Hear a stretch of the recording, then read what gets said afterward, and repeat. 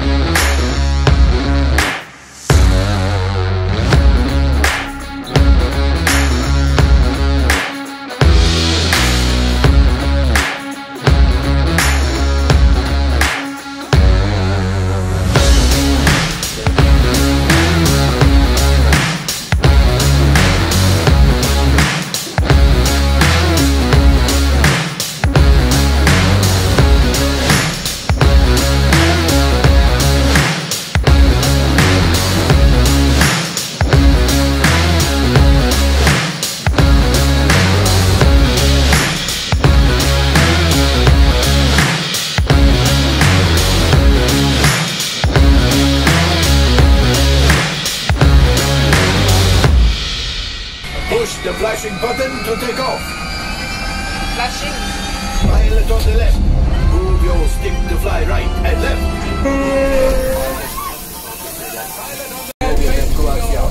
Right pilot. Make the jump to light speed.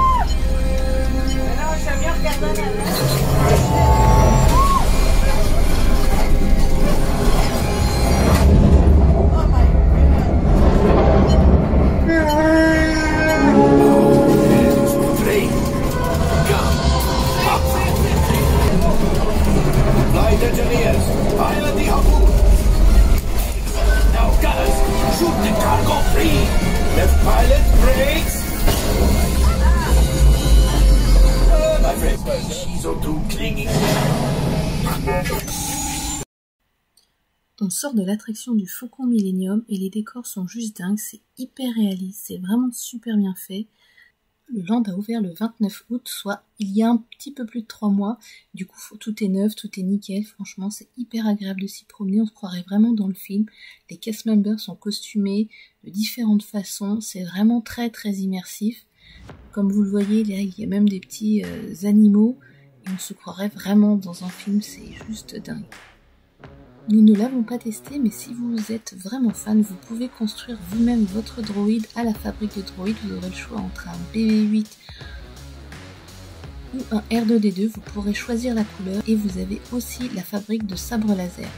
Donc pour le droïde, il faut compter 99 $ et pour le sabre laser, c'est 199 $.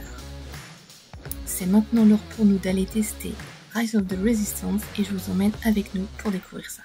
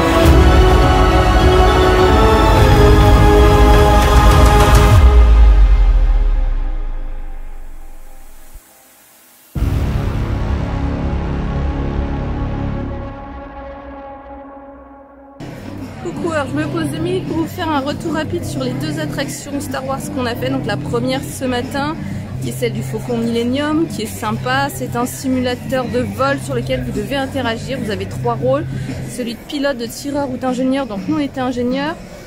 C'est, on va dire, le rôle le moins sympa, où il y a moins de choses à faire. Vous êtes tout derrière, donc c'est là où vous voyez moins, mais ça reste quand même super cool comme attraction. La deuxième qu'on a fait, donc c'est Rise of the Resistance, qui a ouvert il y a 2 ou 3 jours. Donc c'est assez compliqué pour y accéder en fait. Vous ne pouvez pas y accéder comme ça. Il faut dès 7 h à peu près le matin réserver un ticket, à peu près comme la Liberty. Ça s'appelle des boarding pass. On vous attribue un numéro et vous serez appelé dans la journée, mais vous ne savez absolument pas à quel moment. Et vous avez 2 heures suite à l'appel pour vous présenter à l'attraction. Au niveau de la file d'attente, vous n'avez pas d'informations sur la durée. Donc nous, je ne sais pas combien on a attendu. Je vais essayer de regarder ça tout à l'heure. Je vous le mettrai en barre d'infos. La file d'attente est super sympa. C'est hyper décoré. On est à fond dans le thème. C'est immersion totale. Et l'attraction, elle est juste dingue. C'est en plusieurs scènes. Enfin, les décors sont totalement ouf. C'est jamais vu une attraction pareille. Franchement, faites-le. C'est un truc incroyable, incroyable. Je vous recommande à 200%. Je n'ai jamais vu ça. Je vous ai mis des vidéos. J'ai essayé de le filmer au maximum.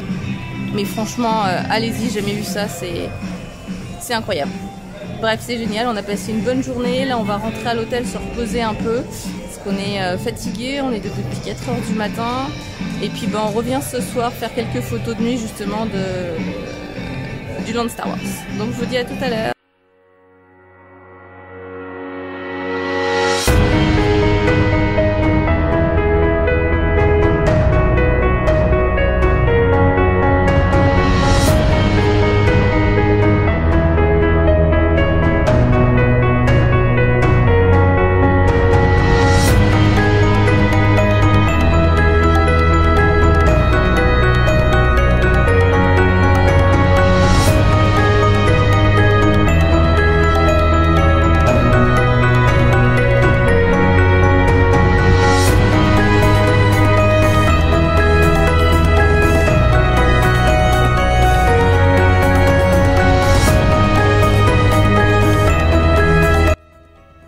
La soirée s'achève pour nous ici, donc petit bilan sur la cantina, c'est hyper sympa, on se croirait vraiment dans le bar du film. Par contre c'est assez bruyant, si vous y allez en fin de journée c'est assez fatigant dans le sens où vous n'avez que des places debout quasiment. Et donc il faut déjà attendre dehors debout, plus boire son verre debout. Quand on a passé toute la journée à marcher, j'avoue que c'est pas super cool, j'aurais apprécié des petits sièges de bar, je trouve ça plus sympa. Il y avait quelques tables avec des fauteuils, mais c'était réservé essentiellement aux groupes ou aux familles. C'est le seul petit point noir pour moi, mais franchement, si vous êtes fan de Star Wars, je vous le conseille vraiment, ça fait partie des choses à faire à Galaxy Edge, et ça reste quand même super mythique, et le petit robot qui fait le DJ est vraiment génial.